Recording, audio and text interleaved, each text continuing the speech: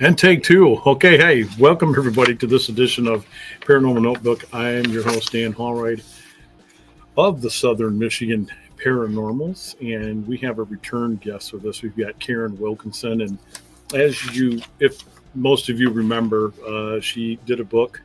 It's called Stolen Seed, and it was a very interesting conversation. We're going to talk a little bit about that and whatever else is new with Karin. So, Karin, welcome back. Thanks, Dan. I'm so happy to be back here with you today. It's great to see you and see you looking well. You too. You too. We just talked offline how we've got a bunch of medical things going on. So Oh, yeah. Always something. it's the way of the world. Hmm.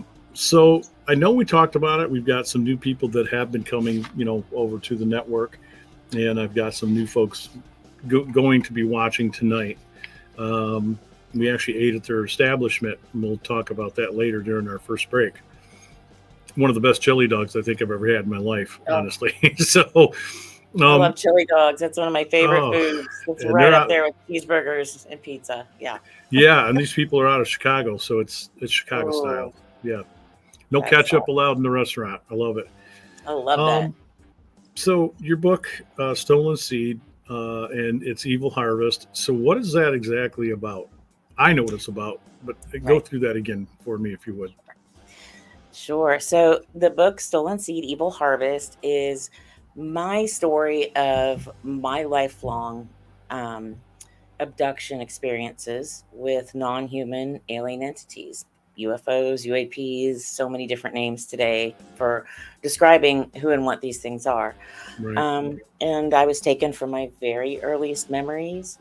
And the Stolen Seed, Evil Harvest portion of the book refers to the fact that I had many unexplained missing pregnancies throughout my adult years and what happened with those pregnancies and how I was able to eventually even see and hold one of those babies and saw them again much later, about 30 years later, as adult children, hybrid children, which I know it sounds just out there, but it's absolutely true. And since I've started talking about this, the number of people that I've talked to who have had similar or same experiences is amazing. It's absolutely amazing. Yeah, I've heard of a lot of people coming forward with this type of incident, and I remember us talking, last year before about this, and we had shared some stuff, information with each other about, me having some missing time and things of that nature as well. Yeah. Um, and so, what are they? I mean, what's the harvest? I mean, you could go back and say that I feel that we're still this great experiment. We can Oh, track this all the way back to Nephilim, Anunnaki, they're aliens. I know they yes. were, and maybe it's still going on. Do you Hmm. think that that's what a lot of this was? Oh, absolutely. Yeah, this isn't anything new. I think it's constantly rebranded for people during different time frames and different eras and different ages for it to kind of fit into our current paradigm. Uh But it's huh. nothing new. This is the same story that's been happening since we have recorded history or cave drawings and rock carvings and things. I mean, it's the same thing that's been happening since our earliest recorded history is that there is this attempt to mess with our genome and try to create some sort of a hybrid entity. And personally, I believe these entities that are taking me are the fallen, the same, fallen angelics. Some people call them angels. You can call them whatever you like, the sons of God, the B'nai Elohim, who have been messing with people from the time people were created from the garden. And it's still going on today, absolutely, because I talk to Right. people every day. I probably get another email or some form of correspondence on average from someone else who's going through or been through this, and it's still going on.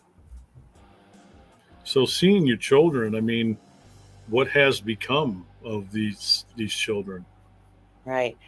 Well, the first time that I saw one was an infant, and it was a long time ago. Obviously, I was in my probably my 20s, and I was taken just like I would be on kind of a typical abduction scenario, where um, I woke up in the facilities that are like an underground facility, It's very darkly lit. It was like a red, kind of blue backlit kind of lighting in there. Everywhere that I went when I was taken, when they took me to these, the best thing I can call it is like an underground facility.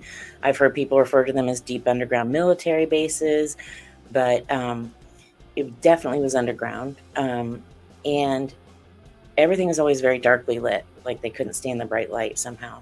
But we're walking down this hallway, and I'm being escorted by a Nordic looking entity and what looks like a taller gray, who had very feminine features. So I kind of refer to it as a her, but I don't know for sure if it's a male or a female. We're going down this hallway, and it is lined with what looks like aquariums. I don't know if you've ever been to one of those pet stores where they have like a wall of aquariums. Yeah. It's lined with what just looks like kind of holding tanks. And in these tanks were what I could only describe as fetuses. And I don't know if they were hybrid or human or animal. Some were really tiny. Some looked very human-like, human-ish, close to human. And I'm in a state of kind of the UFO brain fog is what I call it, because whenever I was taken, they kind of put this pull over you where it's like walking through molasses, mentally and physically. And so I'm trying really hard to focus and concentrate on what I'm seeing in these tanks, and it's like when you first wake up and you're just like, I can't focus as much as I want. Anyway, so we get to the end of this hall where these tanks kind of end, and then the hallway continues. And there are two doorways, one on either side. And they open one of those doors, and it's like the size of a large closet. And there's a woman in that room already, a human. And she is on the ground imitating what I can only describe as a childbirth, like almost ritualistically. And it was so strange. And she was pretending to give birth to this little baby thing. It was definitely a hybrid. It didn't look hardly human at all. And these entities hand me a baby. And they say, this is your baby. It's a good baby. Hold your baby. And they hand it to me, and it's small and like a reddish purple blue color, and very still. It's not really moving. Its head is really big, and its eyes are very large for its head. And its head is very big for its body. And babies usually look like they have really big heads, but this was really big for the body. And I hold it up to me. I remember holding it up to me like this, and it wouldn't respond to me. Like when I've held my babies that I've had, my human babies, they would cuddle into me. It's like they just become one with me. This baby wouldn't respond to me. And I'm like, what's wrong with my baby? My baby won't, what's wrong with it? And I'm getting really upset. Something is wrong with it. And they're like, it's okay. It's a good baby. Hold your baby. They're encouraging me to try to cuddle with this thing. And I know it's mine. I can just sense that. I can feel that. I know it's mine. And I'm getting more and more upset, and I want to keep it. Right. I'm like, okay, well, I want to take this baby home because I can fix it, is what I'm thinking in my head. I can make it, whatever's wrong, I can figure out what's wrong and try to make it right. I'm getting very, very upset and very agitated. And at that point, they're like, okay. And they come to take it back, and I don't want to give it up.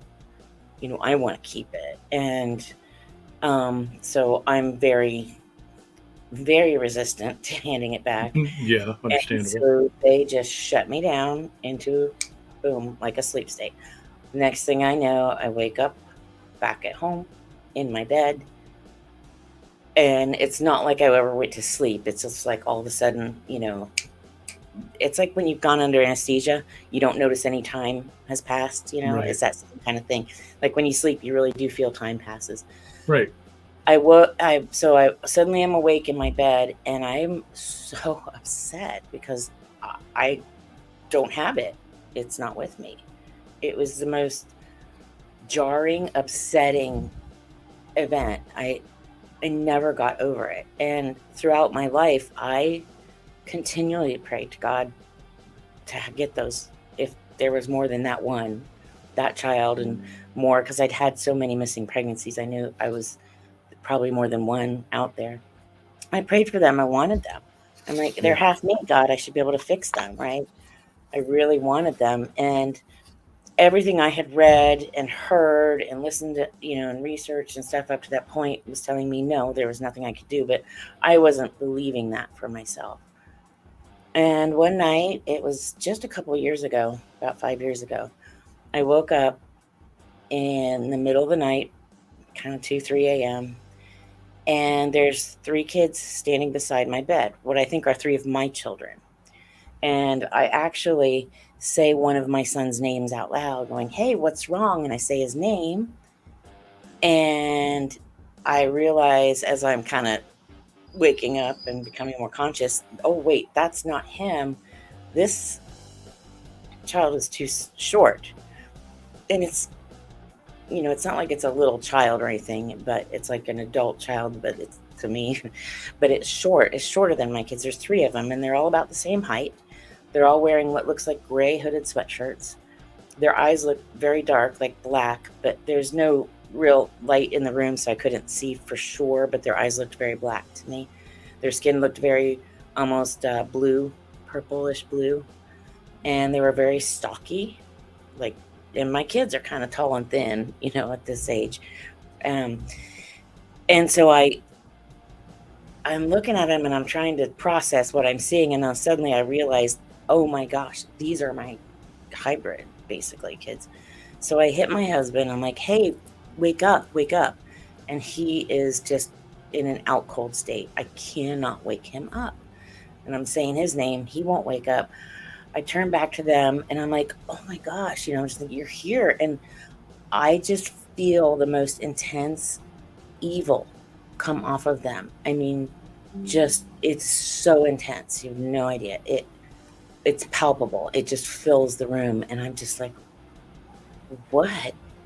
I'm just thinking, what's going on? Why are you mad at me? Are you angry? What's going on? Right. And their minds speak to me and they say, you need to come with us. And I'm like, no, I'm not going with you. And at this point, I've already renewed my faith. I realized I can call on Jesus. I can rebuke. I can, ask God, and I'm protected and they can't take me anymore. I've broken those covenants. I've, removed all those dangers in my life.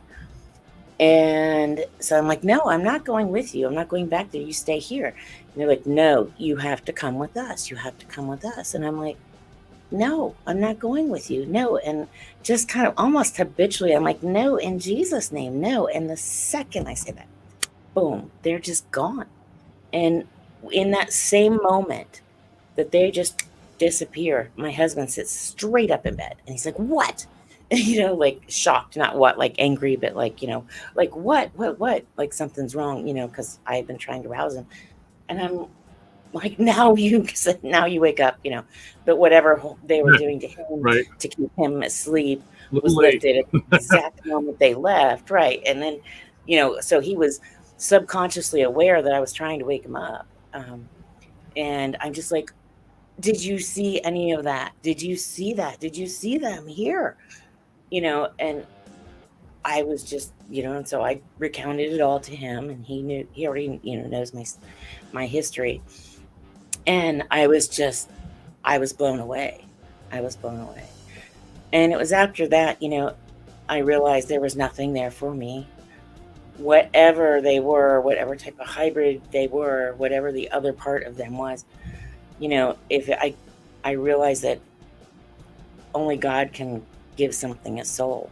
Can I say whether they're redeemable or not? No, but based on what I've read and what I understand, I don't think so. There was just evil. It was just evil, and it just broke my heart. But at the same time, I had my closure. I felt like I finally had answers. And what would, But there yeah, was nothing I and could the do. evil you're sensing, I just wonder what the hell did they want? Right. I think, and somebody made this point to me, and I think it was a really good point. Because they couldn't take me anymore. I couldn't be abducted anymore. And they had tried, but I'd broken like threshold covenants and things like that. So they weren't even able to come into the house, but they would be like outside and stuff. And I would see them or know that they were outside the window and just be like rebuking and what have you. And I think that, so they were trying other ways to get me to come back, to agree to come back, to agree to be taken again. Not that I was necessarily of any use to them, but it could have just been a matter of the principle of the thing too, because I had been a part of that program my whole life and had bought into their lies even for a certain period of time. So I have So to I think it ask. was a desperate I attempt. have to ask that Mhm. because you mentioned it too. That why they recognized, the religious fervors that you used in Right. order for protection and stuff. Mhm. I mean, that to me opens up a sensibility that they are also aware of a creator Oh, that created absolutely. them as well, and there's certain Right. rules they won't break. I guess Right. that's what you're saying. Exactly. Okay. Exactly. And when I was able to stop the abductions is because I realized, wait a minute, you guys have the same creator I have, which Yeah. means you have the same rules and regulations and the same mm, head guy who created all of us, created you too. And you Yeah. have to answer to him. And once I realized that, it was over. They couldn't touch me anymore. Yeah, at You least know, the ones that you'd encountered. Yeah, yeah, exactly. yeah. Because Exactly. I'm aware through other people I've had on the show over the Hmm. years that there are, different cultures of these aliens that Right. that they how they believe in, and some aren't as nice. And from Oh, what I gather, I wondered if you had gathered this too in the little experience. Well, not little experience, but the touch of experience that you've had. Um, if you believe that too, that there's still a version of them out there that's watching over us and protecting us right. at most from a lot of bad things that are out there, and there's Well, an yeah, actual kind of war going on out there, I guess, somewhat. But we're still an absolutely. experiment. We're still an experiment. That they obviously used you for that. So Hmm. what to what end? I mean, Yeah. what are those beings? What are your offspring, your hybrids? What are they going to go off and do? Yeah, that's a really good question. Um, to me, it goes back to the book of Genesis and Genesis 3, the seed war that happened, at the fall in the Garden of Eden when they're trying to corrupt the seed of man to keep the Son of God, to keep Jesus from being born, right? And they don't manage to do that, but they do still manage to corrupt the seed, and that's where we get the flood of Noah. It's not that God's this maniacal, tyrannical God that wants to kill everyone.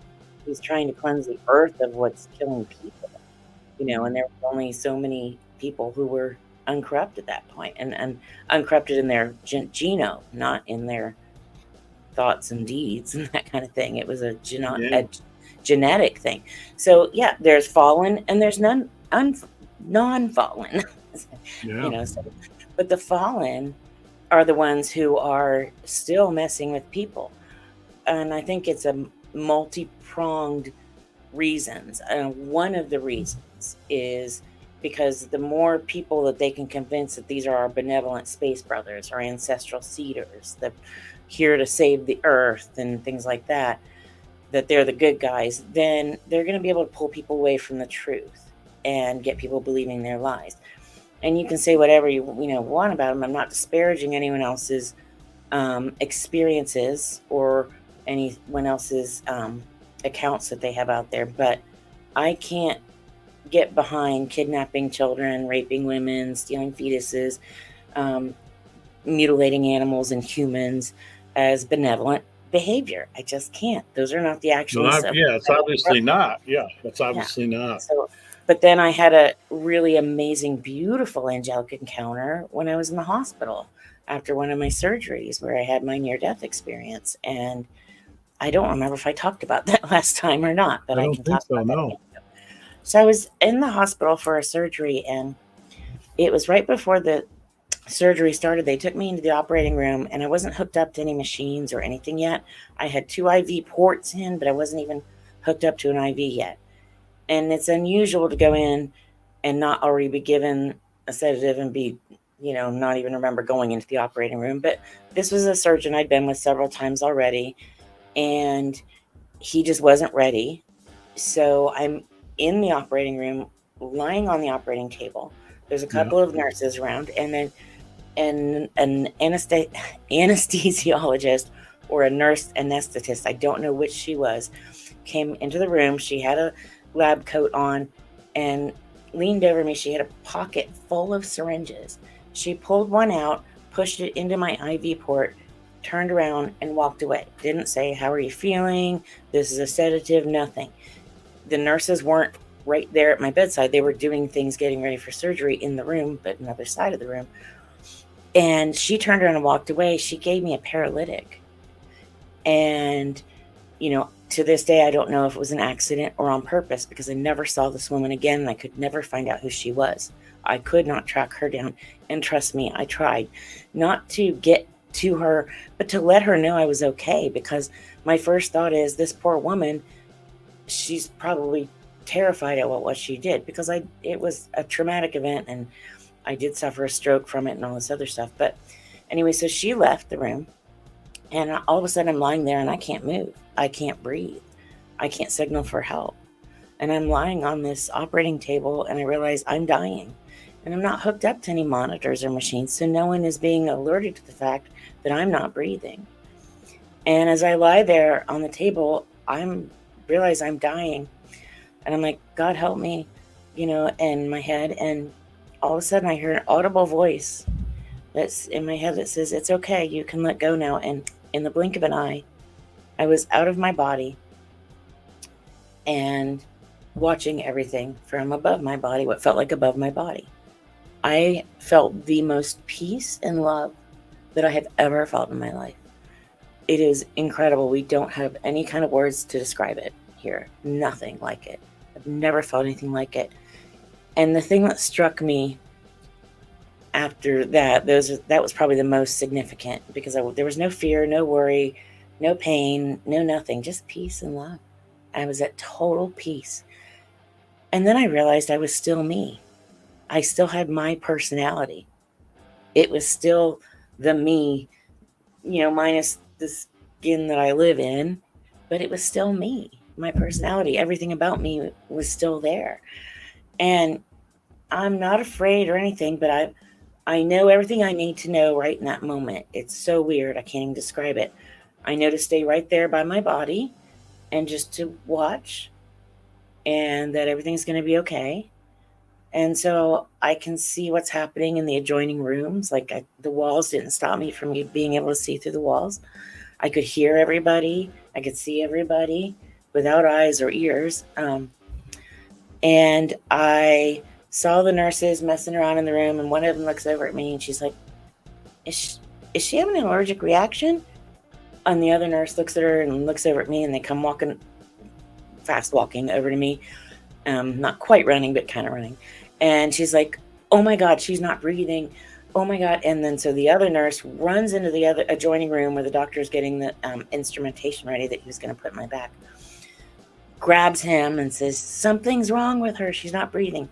He comes running out of that room, yelling, bag her," before he even gets close to me, which is weird. I'm like, how would he know to bag me from across the room, right?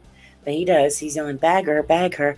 So the other nurse grabs this bag thing and puts it over my face and starts, trying to squeeze air into me. Mm-hmm. Yeah,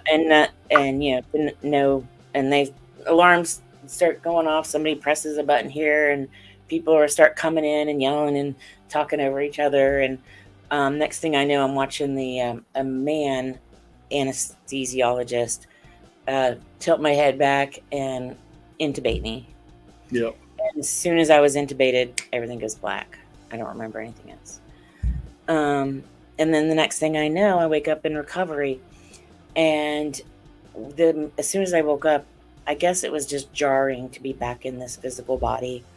The pain was so intense that every time they tried to bring me out of anesthesia, I was screaming in pain. And they were afraid I was going to have another stroke or a heart attack, and they kept putting me back under. About 3.5 hours into this, I remember when they brought me out going, "God, please help me." And all of a sudden, at the foot of my bed are 2 young orderlies. They're in scrubs. They don't have any name tags or badges or stethoscopes or anything. They're just two young, handsome orderlies. They look very similar to one another, but not the same, not like twins. And I look at them, and all of a sudden I just feel peace. And I'm like, you look like you could be two of my boys, because they looked about the same age, just some of my sons. And I'm like, oh, thank you. And I just started talking to them, and they're calming me and reassuring me. And next thing I know, I'm, through recovery. And I had doctors all around me, which is weird because for anyone who's ever been in recovery after surgery, usually you're in a room with a bunch of other people and just a couple of nurses taking care of everybody. Not this time. I was surrounded by doctors and nurses. And so I'm finally well enough to leave and go back to, I think it was in like ICU. And so they stayed with me. We went down the hallway and in the elevator and then down that hallway to my room. And they're with me, and I'm talking to them the whole time. And we get to the room, and my husband and my daughter-in-law were the two who were there waiting for me because I was allowed to have two visitors. And I grabbed their hands, and they were always the two that were there with me anyway. And I'm like, you have to meet the boys. They remind me of our boys, honey, so much. And they're like, oh, yeah, where are they? I'm like, they're right here, and they're not there. And I look at the nurse and the orderly on either side of me. I'm like, what happened to the boys? Where are the boys? Where'd the boys go? And they're like, oh, honey, who are you talking about? I'm like, the boys, they were with us in the elevator. They've been with us down the hall. They've been with us the whole time. She's like, honey, I don't know who you're talking about. I'm like, I was talking to them. She's like, oh, we wondered who you were talking to. Honey, there's been no one there. We thought you were just delirious or something. No one else saw them, just me.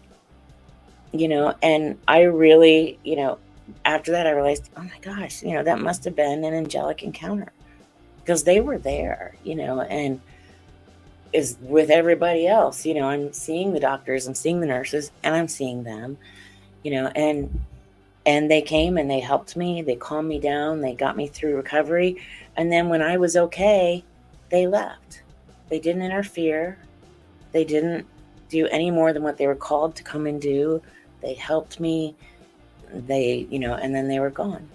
And it was they were beautiful, and they were kind, and I just felt love coming off of them. You could feel it the same way I could feel the evil coming off of those kids in the room. I just felt love emanating off of them. So there are beautiful, wonderful, positive encounters to be had.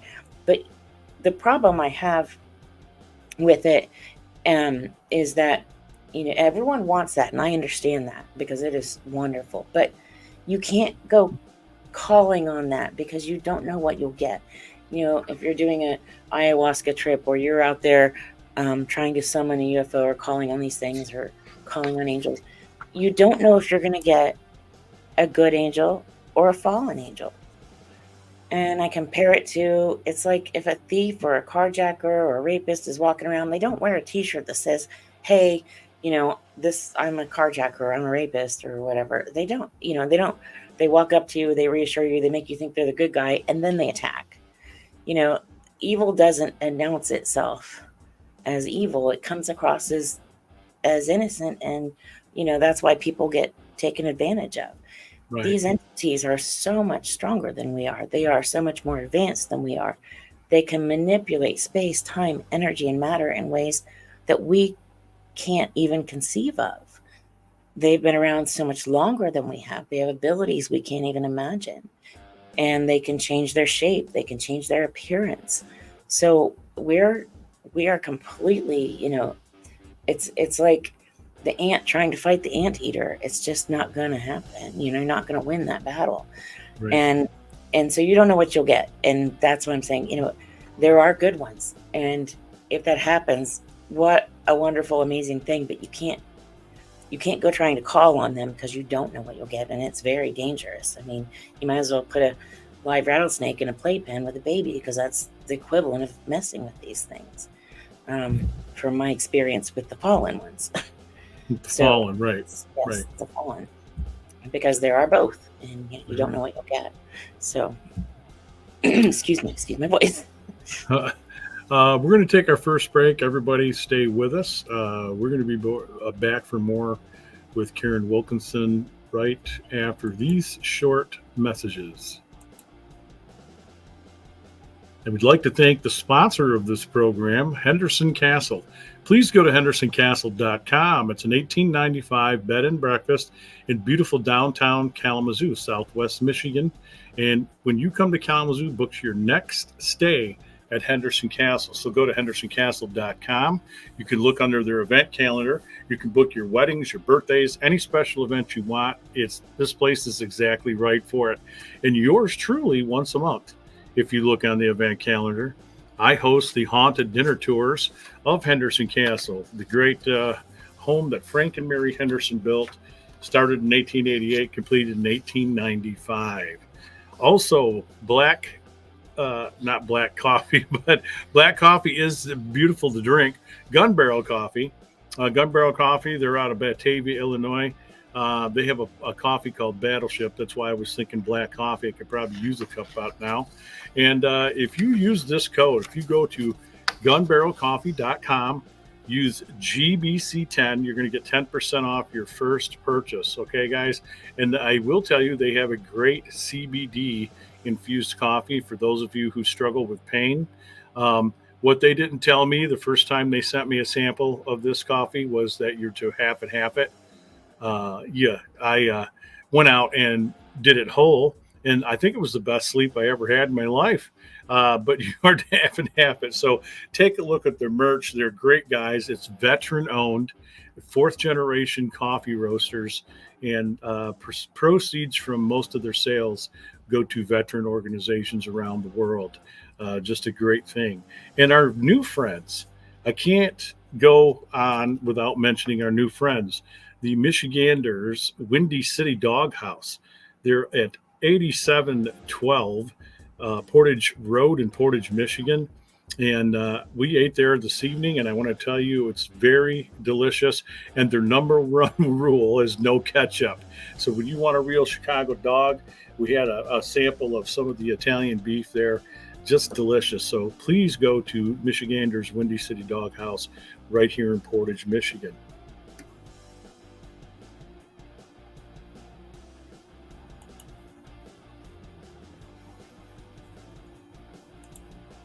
And we are back. We didn't go anywhere. We were sitting here in the studio, and I read those live. I've actually been working on doing a recording. Karin Wilkinson is back with us, and we've been having some great discussion about these aliens, entity of aliens, and some are good, some are bad. And we talked about her having these hybrids, and I wanted to go into the next section, expand into the whole UFO thing that since I've had you on last, the government now wants to admit, these things are real. They've released some, this footage, and now the pilots and people are allowed to talk about it without any kind of reproach. And it's funny to me, Karin, because we always know the government has been the worst liars since its existence, right?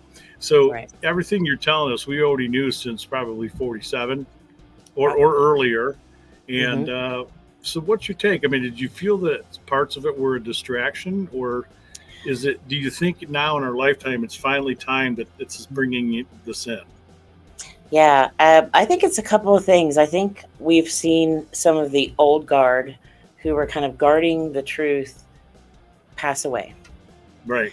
And I think because of that and some deathbed confessions that are out there, that there are some whistleblowers who have decided they feel more safe coming forward. So I think some of it is very legitimate. And I do think a lot of the people that are coming forward as whistleblowers do seem extremely legitimate to me. Right. But I do see that the government is still keeping them on a very, very, very short leash. And then you get things where the Las Vegas incident, where the people had this entity in their backyard, which seems incredibly credible based on just looking at the looks on their faces and listening to their voices. Yeah. And then you have something like the Miami Mall where none of it makes sense. And you've got people saying this happened, but it didn't, and that happened, but it didn't, but none of the facts. Yeah. And so it's and it's mysteriously, none of it's clear. Right. None of it's clear. That's the weird part. Yeah. With So all the when they're cameras we trying have to nowadays, how could it not be clear? exactly. So I think they're throwing a lot of false flags out there, things to make people Right. be like, "Oh, that's just there's nothing to it. See, it's just all fake."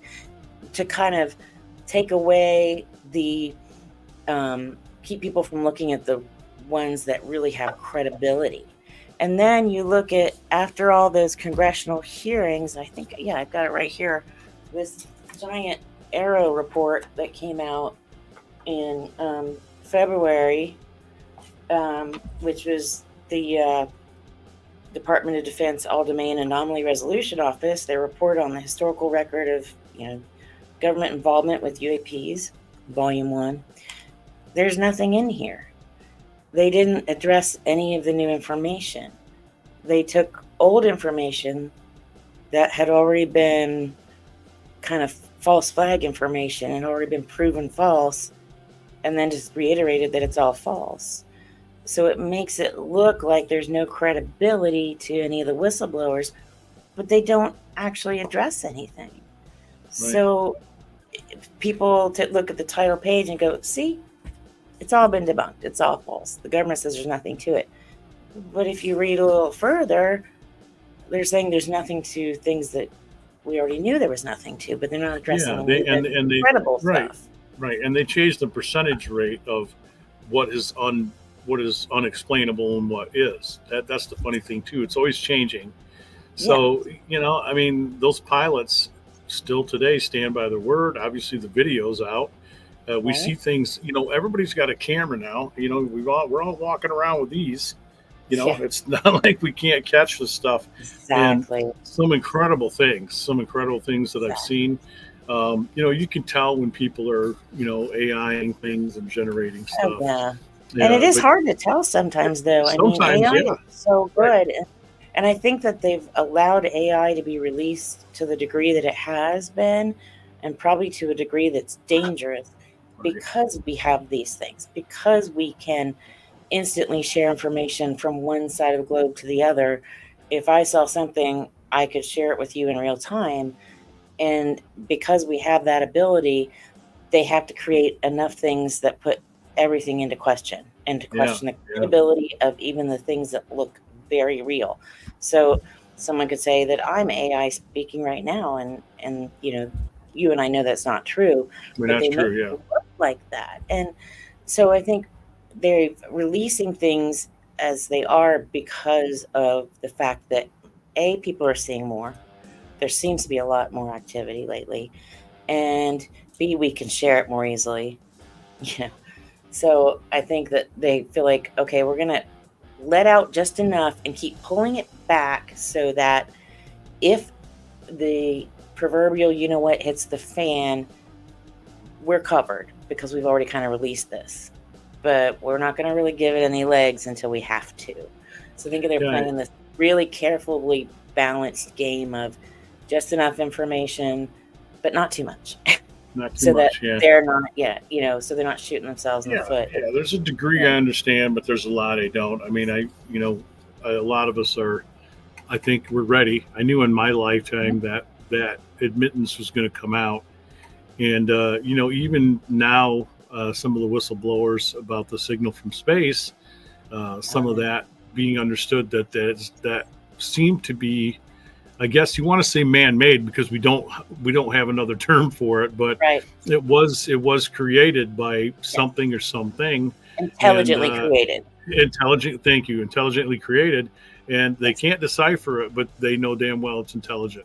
So now you're sitting back going, well, this is what we've been looking for. And then you still have some government agencies just still wanting to try to sideswipe it. And you're just like, God, guys, it's just, we're not alone. We are not alone. We know that they're there. Yeah. And too many people have seen them. Les Velez, who's a friend of mine, we just had him on the show again. Oh, cool. Les, does a little bit of the same research and talks about the same thing that you talk about. He helps some of these people through these situations because they're abducted and they're having these experiences and they have a place they can go. And even listening to him, you guys have so many similarities to your story. and that's what I'm listening to, and especially doctors and the scientists admitting that there's been some genetic enhancements to us as modern human beings, but then they can't backtrack it to where it happened and why. Exactly. I mean, No, you exactly. hear my pause. There's an empty space there that we're just like, okay, Yeah. we're all, you, me, and everybody else. We're sitting here waiting for the next part of this. Like, okay, Yes. what's the next part? Well, there is no next Exactly. part. It's just like discovering again this year, discovering another humanoid who's closely related. So I thought it was up to 15, maybe close to 16 now, that we have all of these humanoids that are similar Right. to us, but none of us are related. And Right. Right. I'm going to ask again, as a common person, how the hell is that possible? Right. If you're gonna talk about certain things, and coming up from fish to apes and standing up, it's nonsense. Yeah. It's It's not. all been No. nonsense. It's just That's been disproven so many times, but they refuse to let it go. I'm right, like, right. There's genetic enhancement. why? Obviously, something was done, or we were brought here. Who knows, right? Who knows? Right. But I just scratch my head. I'm with you. There's times I become so frustrated, just like, are we ever going to really, at 61, before I die, are we ever really going to have a better answer? Do you think we Right. will? You think we will get some of that soon? Yeah, I feel like I already have a really good answer because for me, the Bible is the guidebook to the supernatural and it Yeah, answers all of my yeah, questions. So I yeah. feel like I have a really Everything is good in there. answer. You are correct. Yeah. Everything is in there. So if it's not in there, honestly, I haven't felt like I'm missing too much because the rest of it, especially after my near death experience, I felt like I understood that peace was just peace and love were so important, and that we put so much emphasis on things that aren't important. I don't care if the world is round or flat or whatever. I don't want to get into those arguments with anyone because it doesn't affect how we're going to live our lives. And instead of fighting about things, anyone who knows anything about quantum physics can say, well, gosh, it could be both. I And it love you. probably I is. love you because you segued right into. I just saw a comedian last night on TikTok. Yes, I fell into the rabbit hole. Okay, Oh, no. so I am on TikTok all the time, and he talks about these people who he's like, I don't want to know. I'm not going to use the same language, but I'll use the effers. I want to know who these MFers think they are. That they still today think the Earth is flat. These pictures from space. He goes, what, you thought we just happened to be at the right angle? Every time they take these photos, and he goes, and you never heard any reports from, people who crossed the world back in the old ship days. He goes, yeah. And when you cross the old meridian there, oh, you do the flip. Woohoo! And it was just so funny because there are still people going on shows.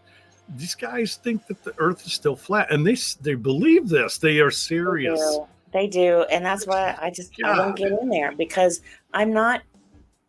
I don't need to convince anyone of anything. No, right. And believe me, my whole life of being taken, of being in the presence of these entities, and knowing the ridicule that one faces when one comes forward with this type of information. And then like a few months after I did my first interview with Ellie Marzulli talking about my missing pregnancies, the government released a report saying, oh yeah, and we know that there's missing pregnancies that are related to these UFOs and UAPs and these aliens. encounters. Yeah. And I put it in the book. I'm like, look, it's I don't have time to convince anyone of anything. Again, it's another thing that, well, we're going to admit this, but yeah, there's a big pause. We're not going to get any information as to why, but we know it. Right. Okay. Exactly. Well, what are you doing about it to stop it? Nothing. No, They're they doing gave the nothing. permission, I think, to begin with. You go back to the Greada Treaty, where Eisenhower pretty much signed us away as a biological experiment. Take them for lab rats, and we'll take the technology. Well, there's enough, the Majestic 12 and all the top secret documents that have leaked or been highly redacted and released have Yeah. pretty much proven that happened. And So, I myself reading and reading that as well as you have, mhm, I said to myself many times, look at the jump in technology as yeah, opposed to where we yes, were and how long it took us, from medieval times to even come up with some things. right, Even though we had great inventions, I'm not dismissing, yeah, ancient man as being dumb because no, they had some great inventions, okay? But the right, jump in technology is ridiculous and it's unheard of because yes, it is. we Yeah, I went mean, you from go the tin can from and string to now we got this, we're doing this, and this would have powered exactly, the first 1969 mission to the moon, folks. It's exactly, exactly. I mean, how do you go from God, candlelight to this big light I got going over here, in less than 100 years, the printing press, and then all of a sudden now, and yeah, and you're like I right. said, Right around the everyone's got a 50s. supercomputer in their hand. Yeah, you're right. Right around the 50s, there was a change, and I mean, Mhm, the technology jump was crazy, and mhm, and then secret aircraft with carbon, I mean, the Germans were using some carbon stuff. They were ahead of us on some of that stuff. oh, And there's yeah. probably been, that's a whole nother can of worms that they were in That touch is with a the bad, huge can of bad worms. aliens. Okay. And Yes. I believe they were because they were getting a Oh, lot me of too. information. But yeah, the whole thing is kind of like, I feel bad for you for what you've gone through as far as my experience in being told that I was abducted and maybe it still happens. I don't know. I couldn't remember, I don't think it was you, or maybe it was, it might have been somebody, one of you guys. I just wish I could remember because of the brain surgery. It might have been June Lundgren. It could have been somebody had had said they felt that I had been abducted and it still happens. Mm. And I'm thinking, why? I am nobody. I don't run anything. Well, that's the point. I'm a It's nobody not that, too, but yeah, they're not going to be taking, the senators and the governors. For all I know, yeah. those are probably the lizard people, the reptilians. Oh I don't yeah. even want to, No. that's a whole nother thing to talk on too. Oh, it is. It is. But no, yeah, I would never tell you for sure that you were taken, because that's your personal thing that's happened with you. So that I would have no way to know that. Do you know what I mean? I could Yeah, say based on what you've told me, it sounds like you probably have, but I could never make that kind of a definitive it's jump. there's been a few times of driving just from Detroit, and it took me probably 4 hours when it should have taken an hour and a half.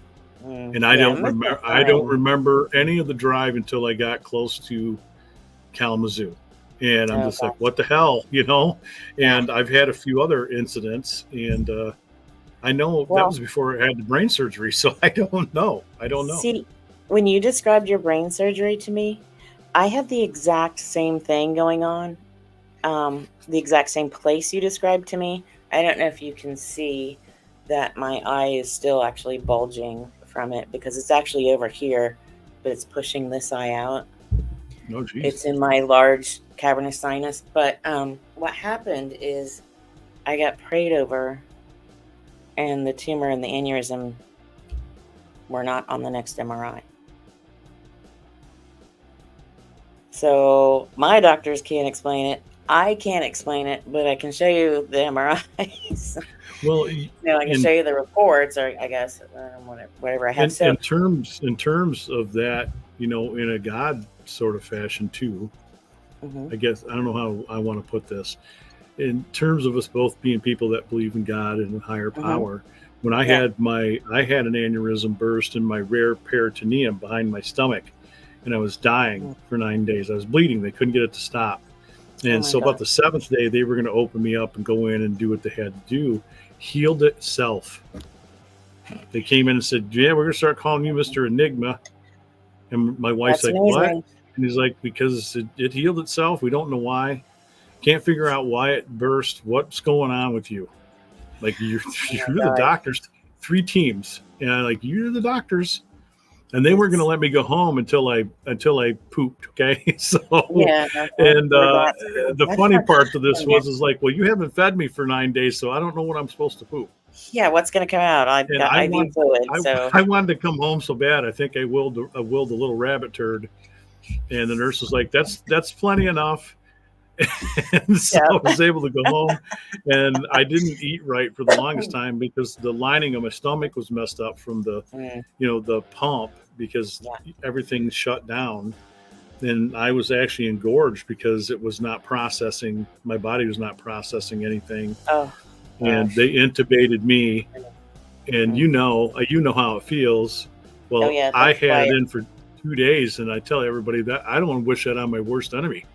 I can only drink out of plastic bottles or coffee cups. I can't drink out of anything metal. I hate the taste of anything metal going in my mouth after being intubated so many times. Oh I know it gosh, sounds strange, but you know what that's like. But yeah, and that brings me to an interesting point because in the book I have a list of all these things that they've been studying since 1872, I think. That's how far back these records go. People are like, well, they started in the 40s. I'm like, not really. I mean, it's been going on all along, and they actually yeah. have records Ancient in the cultures have 1800s. Yeah, reported the same exactly. phenomenon, right? All over Yeah, the world. Yeah. and that particular report goes back to I'm gonna try to quote it. It was 1870 something. Anyway, I won't try to find it. But there was this huge list of health issues and anomalous health issues that go along with people who've been taken. And I was just going to highlight the ones that I had. And as I'm going through the list, I'm like, I can't do that because it's like the whole list. So instead, I just said, I have all but 5 of these or 10 of these or something like that. And the Right. list is like 100 things, and I bet you have all of them too. And that's what would lead me to believe, yeah, I mean, you probably have been taken only because, and I'm saying probably because I don't remember being there with you or seeing you, not that we weren't Right. ever at the same place at the same time because there's so many faces. And I Right. do meet people where I'm like, I just feel like I know you. And I wonder if it's because we were taken at the same time because there were so many other humans there when I Yeah. was Who taken. knows? And you'd think I would have started to have some recall, you know, It's and so hard to I can't recall. I can't say with that, and Karen, I can't say I have with that, but I had a guest on and we were talking about dreams, and I will tell Mhm. you my dreams are very vivid, and that the world is around me. I'm aware I'm dreaming, and I'm aware things aren't quite right, but I go with it. I just let things happen as they're happening. And it's Okay. funny because I'm thinking in the dream, like, well, I know this is a dream and this is the weirdest thing to watch. But I connect it back to the abduction thing Mm. too, because there's Mhm. been some stuff that seems off. And I Yeah. mean, very off in such a sense that why am I seeing places and recognizing places that I've never been, but yet Yes. it seems familiar. You know why? Because maybe I Mhm. was taken there. I don't know. Yeah. I have no idea. I have no That idea. I'm sounds not. very, very familiar to me when you say that. And the people, like you and I immediately hit it off when we met as if we kind of already known each other when we first met. It was a very Yeah, easy, comfortable, and I'm not that way with everybody. I really am not. But I think you said there that were to me times last time you were on. Yeah, I think yeah, so too. Yeah. yeah, It's just yeah. I got Now that you did. I feeling. remember you saying that. Yeah, Mhm. And they'll get like in we your met each face. other, or maybe we talked or something. Who knows? Exactly, and I was trying to figure it out because I grew up in Ohio, so I'm like, "Okay, you're in Michigan, there's possibility." I worked up in Michigan quite a bit when I worked in the software industry, so it was possible, but no, I don't think that's it. And then they'll get up in your face, their eyes, like, right up by your eyes and say, "You're dreaming this. This isn't really happening." And I remember them mind speaking that to me, going, "This is a dream. You're just dreaming this." And they try to implant that in there, but sometimes I would just be so detached from what was going on that I think I wasn't mentally allowing them to even connect into my brain because had learned from a very, very young age to dissociate and detach. And I think that's why I have as many memories as I do, because it did something where when they would be trying to put these thoughts in my head, I wasn't receiving it because I was just like, no, I'm over here pretending I'm, walking in the woods or doing this or doing that, you know what I mean? And not here where I am with you, but I was still fully aware of everything going on around me. And it made me docile because I was just checked out, Because and they I loved wondered, that. I wondered too, in regards to that with me, if it had Mhm. something to do with the gift that has been passed down in my family too, about being sensitive, and I'm aware of Mhm. spirit, and I'm able to read people Yep. very acutely sometimes, which is almost frightening to me because I Mhm. don't want to approach people sometimes because it's very personal stuff. And Yeah. I just had an incident yesterday, so I'm not claiming that I'm in connection with aliens and all this stuff. I'm just No, reporting to you it's as a it's person like who's it had opens this up a experience. yeah. Yeah, just It's like they sharing. open I'm up just another sharing. sense, but it's like they open up another sense or ability in you Hmm. that you can't turn it off. And because I I could don't. tell people their past, their present, and their future, I could I would read cards, but I wasn't really looking at anything on the cards. And people I didn't know. And I had to um really pray forgiveness for that and put that out of my life because that's not something we're supposed to mess with. Because again, you open a door to um, entities that will attach to you or could attach to your family that could cause harm. Right. So you have to be so careful with certain things. And it's not, God doesn't tell us not to do it because He doesn't want us to have fun or doesn't want us to have abilities or talents. He does it because it lets dangerous things in and He's trying to protect us. So it's hard to understand that. It's the same way we are with our children. They're like, but I Right. want to go out and drink and drive, or I want to go out and stay out past midnight. Well, there's a reason you don't want your daughter to do that because there's predators on the prowl in the city, and she's not protected unless she's with somebody. So she don't go out alone. That kind of thing. There's always a reason behind it, even though they don't understand because they're young and they don't think through the way we do. But yeah, I 100% agree with you. I could read people and I still can. I mean, I'll go into, we'll be traveling and I'm like, oh, I need something that I forgot to pack. And we'll go to Walmart in some random city in the middle of nowhere. And I'm just Right. like, stay away from that person, stay away from that person. Oh, this person's hurting. And I don't, you know, I don't want to utilize that in the wrong way. But there's also an empath part where you do feel other people's pain and you I want do. to I comfort do. people and pray for Yep. people and help people where you can. So there's a good side to it that I you can, was. utilize. I appreciate that. That I means a lot to me. I feel that because I was told by God, it wasn't anybody else, that with this gift I heard a voice and it said to go forward, Oh, bear love it. witness, and help others. So Oh, when I can, I help others, and I tell that hmm, story all the time because it's true to me. I know it happened. It was almost like a light came in my office window, but I heard a oh, voice, a very loving voice, tell yeah. me that. So I believe in a higher power, and as far as the book goes, we know it's been changed probably 100 million times Oh, in yeah. its beginning, but we have to understand that if I'm to say anything, and some people get upset, I say, well, it's still one of the greatest books ever written, Yeah. despite what you may think, because everything that you look in, let's say modern day novels or TV shows or movies, is in that book. You got wars, you got ghosts, you got incest, you Oh, got yeah. end of the world, you got all sorts of things that have been Oh, written about, and it's yeah. in that book. Now, it doesn't mean that everything in there is going to happen. I mean, maybe I'm Right. wrong by saying that, but there was Well, nothing wrong with a real man by the name of Jesus telling everybody that the most positive message, hmm, like you said, was love and kindness. And if more yeah. people could practice that, it'd be so much better. Right. But yeah, as you said, there's a lot of things in there that allude to exactly what's happened to you and what is Oh, still yeah. happening. So how do Oh, you how do you think we should combat this? yeah. Yeah, that's a great question. I point people towards the book of Ephesians and putting on the full armor of God. For me, that is the number one thing because um, even no matter what your faith, what your background, that is not what protects you. What protects you is understanding God, understanding your creator, and understanding how to protect yourself and allowing Him to protect you. Because God isn't a forceful God. You have to ask Him into your heart and you have to ask him to protect you. And that's it. I mean, it's not hard. It's not complicated at all, but you just have to ask. And because he's not going to force himself into your life. He's not here to fix your drama. I tell my friends that too. It's like, listen, man, he's created this thing, which is like a consciousness as well.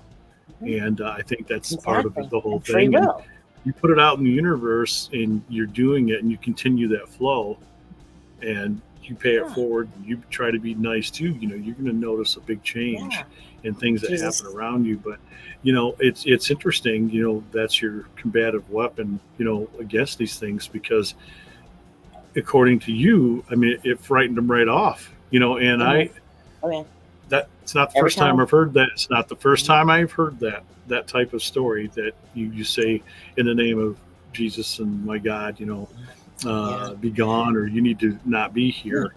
And, I wonder sometimes, even in my field with the ghost thing, as some of the stuff that we're dealing with is, I don't want to straight out say aliens, but maybe it's like a shadow or a parallel version of these entities. And sometimes they're there to do bad, but there are a lot of them that get a bad rap, I think. Just my opinion, because I think there's a lot of them who either could be passed on relatives, or it could be parallel people who are just living alongside us, and they're just as curious about us as we are of them. That I think we just found our next conversation, because I could talk about that for about an hour, and I have a lot to say on that. And unfortunately for y'all, my back won't let me sit for more than about an hour at a time right now until I get this next surgery. So I'm on a physical limit that I'm not happy about, but we'll have you back on. So, that's what I want to talk about. Write that down. Write it down on your notes, and that's what we're going to talk about. Yeah, I am going to put that down. That's going to be our next one, and I feel for you. Yeah, I feel for you. Well, you and I have to have another offline conversation about all this stuff too, because we've had some parallel stuff going on. That's crazy. I'm suffering with stenosis, and I went from 6'2" to 6'1", and not happy about that. But I wish you well, and I hope your surgery goes well. Thank you. Yeah, I'm trying to push it off so I can get as much done as I can before my doctor puts me on a forced break for. He wants 3 months. I'm giving him a month. We'll see how it goes. Well, after my incident, Karen, after what happened to me, when they tell you to rest, just rest, okay? Rest. But I think I can do this from a reclined position. So I have a nice big recliner, and I've got a laptop, and so y'all might see me, from this angle for a while, but that's all right. I think we can keep going, because there's too much to share, not enough time to share it in, That's what I did. But it's still lovely to have you back on. Oh, I'm always so happy to spend time with you, Dan. It is such a blessing to be with you. Great. You look absolutely amazing.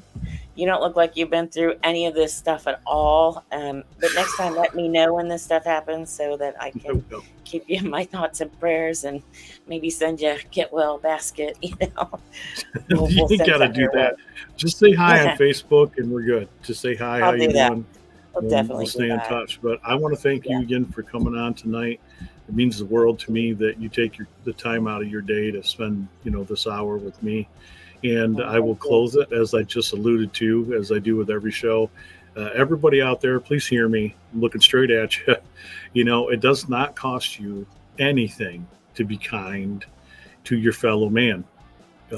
Push down the bullies. Don't listen to the haters. The only reason you have haters is because you're successful and you're doing something that they can't do. But that still doesn't mean you cannot go out and spread kindness, okay? Because it's going to make it a much better place.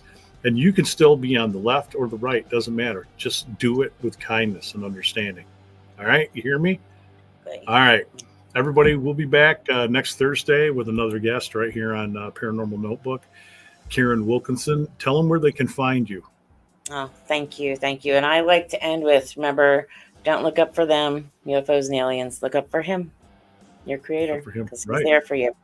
You can find me at my website, KarinWilkinsonAuthor.com. I tried to put it up there on the screen tonight to help out.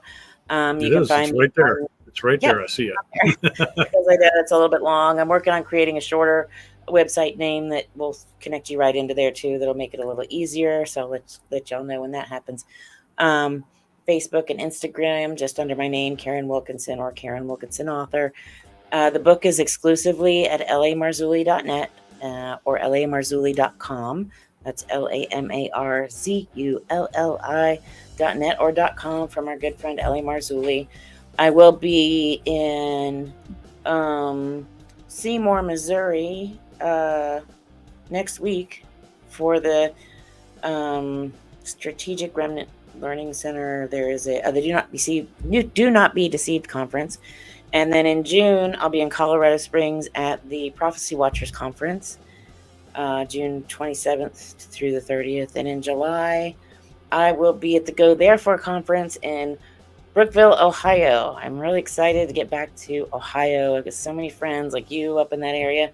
So maybe I'll get to stop by the Henderson Castle and check out one of your events at Henderson Castle, or at least go grab a hot dog at the Windy City Dog House, because that sounds amazing. Yeah, it does sound good. So now I really want to get that one out.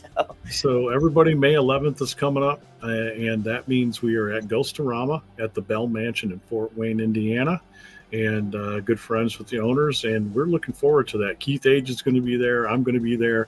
I brought the Ghostorama crew down there.